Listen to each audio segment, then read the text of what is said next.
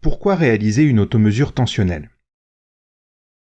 Parce que la tension artérielle correspond à la pression sanguine dans les artères mesurée à deux moments. Lors de la systole, le moment où le cœur se contracte, c'est-à-dire le moment où la pression est la plus élevée dans les artères.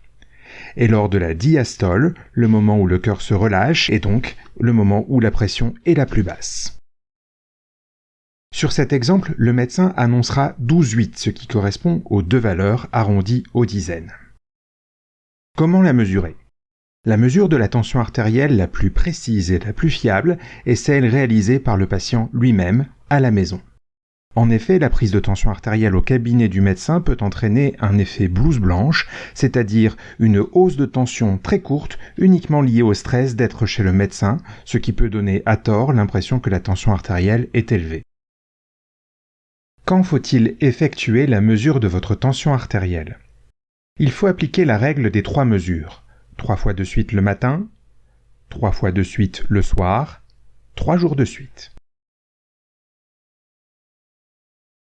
Quelques précautions sont à observer. Prenez les mesures en position assise après 5 minutes de repos au calme. Ne buvez pas de café et ne fumez pas avant de mesurer votre tension artérielle.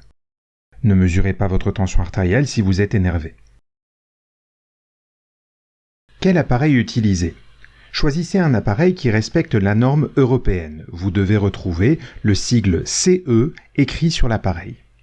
Choisissez ensuite un appareil avec un brassard qui se place au niveau du bras et du coude. Les appareils à placer au poignet sont moins fiables.